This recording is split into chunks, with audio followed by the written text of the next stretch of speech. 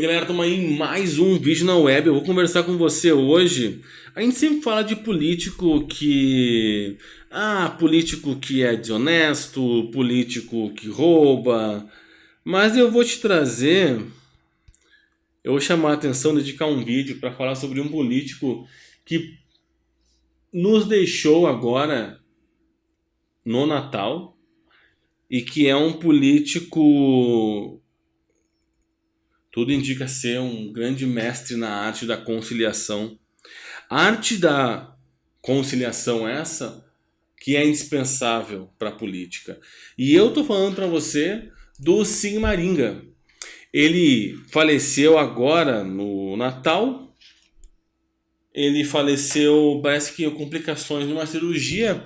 E o que chama atenção na morte desse político é a quantidade de depoimentos de pessoas de diversos posicionamentos políticos diferentes, pessoas do judiciário.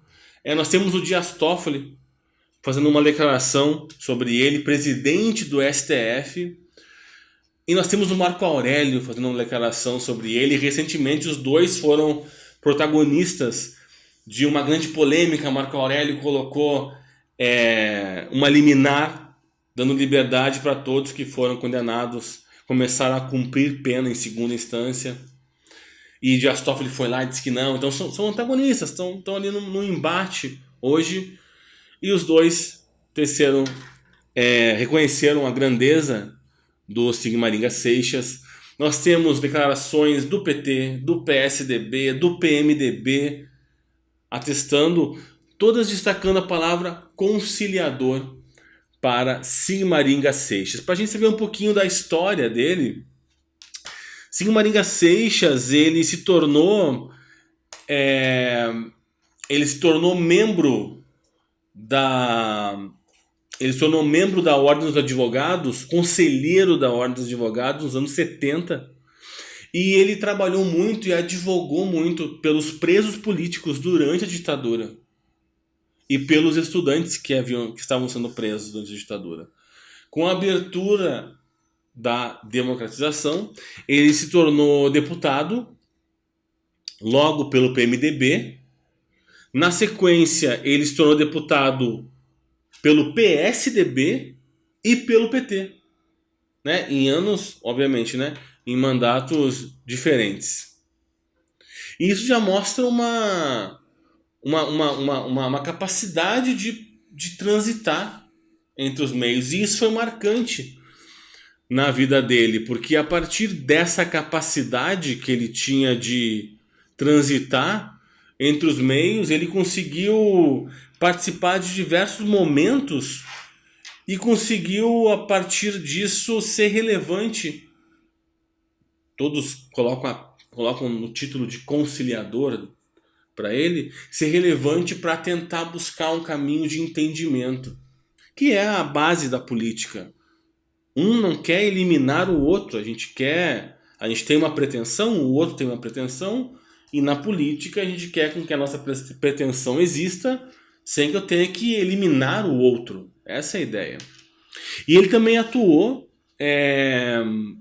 de forma bastante importante para levantar documentos na justiça militar, e esses documentos resultaram no Tortura Nunca Mais, aonde ele juntou provas e conseguiu identificar e provar que houve tortura durante a ditadura. Algumas declarações que ele recebeu: Dias Toffoli falando que ele sempre procurou a conciliação e foi um construtor de pontes. Marco Aurélio diz que ele era um resistente, um democrático e um republicano. O Chico, deputado distrital, Chico Vigilante do PT, dizendo que era um dos homens mais humildes que ele conheceu na política, e uma pessoa que Brasília inteira respeita, de todas as ideologias e camadas da sociedade. Depois nós temos do PT o PR falando sobre ele, que sempre foi um grande conciliador, mesmo com os adversários. Mas nós temos o PMDB falando dele também, o MDB agora falando, né? Estamos perdendo um homem público da mais alta qualidade do país. O governador de Brasília decretou luto. É o luto de 3 dias, né? O Rodrigo Hollenberg, que é do PSB. Mas me chamou a atenção, o Temer também escreveu para ele, enfim, o Torquato, que é o ministro da Justiça também, se manifestou. Mas a carta que o Lula mandou para ele foi muito, muito bem escrita. Não sei se foi o Lula que escreveu, se foi assessor, não importa. Foi uma carta muito delicada e uma carta que eu faço questão de ler para você. Porque assim como você vê em vários lugares, vários políticos tomando porrada, em algum momento acho que é legal você encontrar alguém que trabalhou e atua, ou atuou, ou atua, né? No caso dele, atuou. Em prol de uma política verdadeira, de uma política da conciliação. A carta que o Lula escreveu para ele diz o seguinte: é a carta direcionada para a esposa dele, a esposa do Sigmaringa. Diz o seguinte: foi com muita tristeza que recebi a notícia da morte do meu grande amigo e companheiro Luiz Carlos Sigmaringa Seixas. Nosso Sig teve a delicadeza de nos deixar no dia do Natal. Uma data em que a sensibilidade das pessoas está voltada para o amor e para o bem, que foram a marca de sua passagem pela Terra. É nessas qualidades do Sig que eu e seus incontáveis amigos e amigas estamos pensando nesse momento de dor. Quantos defensores da justiça e da democracia conhecemos pessoalmente ao longo da nossa história, ao longo da história do nosso país? Mas quantos se dedicaram à causa com abnegação, desprendimento e coragem como ele? Não consigo me recordar agora de alguém que tenha vivido por essas causas sem perder a ternura, sem abrir mão da alegria de viver, sem faltar com a generosidade e o carinho que o Sig sempre dedicou aos amigos e à humanidade em que sempre acreditou. E foi por esse amor à vida e à humanidade que ele lutou até as últimas forças. Não conheço quem tenha ouvido dele uma palavra de rancor contra os muitos que o atacaram pela coerência que herdou do seu pai, o velho Sigmão, e transmitiu aos filhos queridos Guilherme e Luísa.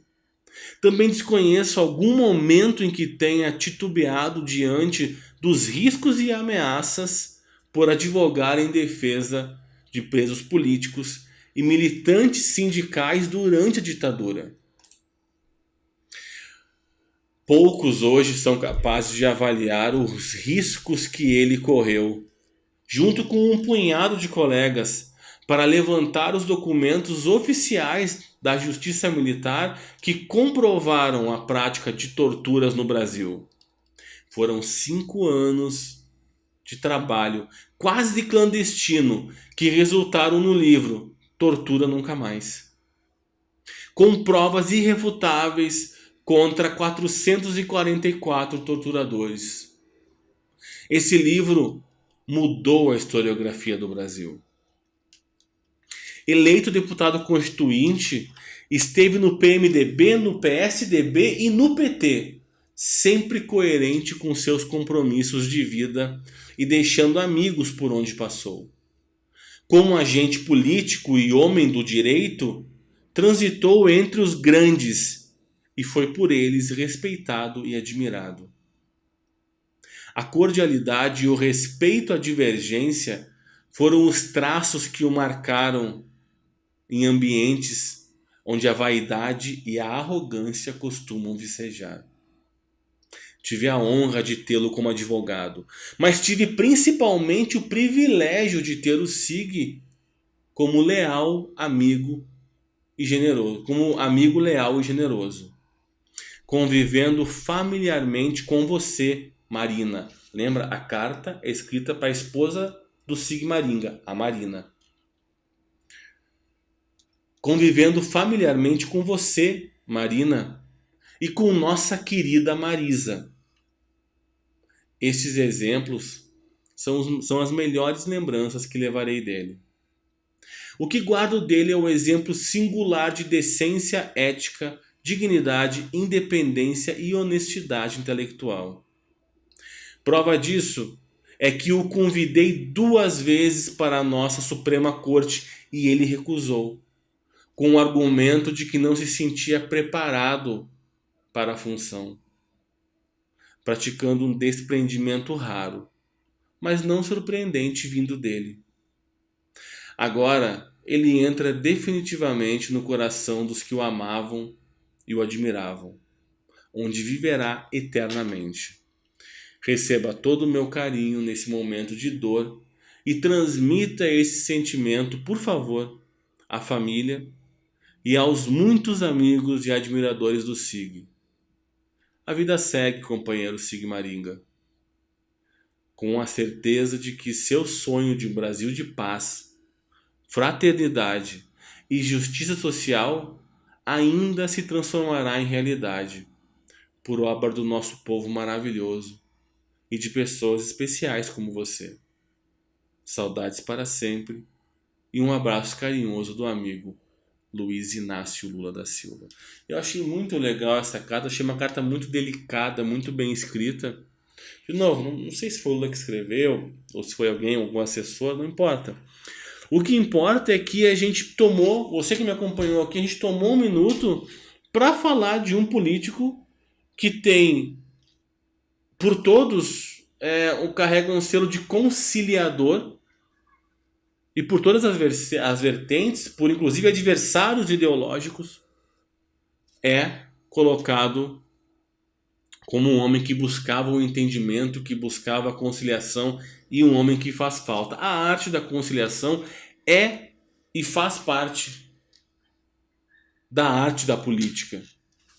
A arte da conciliação é a arte da política e a arte da conciliação é indissociável da arte da política. Eu não posso obter a minha pretensão eliminando o outro, ou mesmo eliminando a pretensão do outro. Quem tem razão? O ambientalista ou o ruralista? Os dois provavelmente, mas a gente vai ter que encontrar um entendimento nos dois. A gente não parte do princípio que há uma má fé. A gente parte do princípio que há pessoas interessadas em fazer um bom trabalho por aqueles que representam. Mas para o bem de uma nação é preciso a arte da conciliação. E pelo que a gente está vendo, a gente perdeu um grande homem nessa arte, um grande mestre nessa arte e um homem admirado por muitos. Eu achei que valia a pena trazer para você o nome de alguém que você possa conhecer e dizer, poxa, esse político me parece que foi extremamente relevante, foi um homem corajoso e pelo que eu estou vendo aqui, é um político a se admirar. É isso. A gente fica por aqui nesse vídeo. Eu espero voltar ainda esse ano com mais algum vídeo para falar com você e com alguma programação para nossas conversas. E por enquanto é isso. Fique com Deus. Um grande abraço e até a próxima.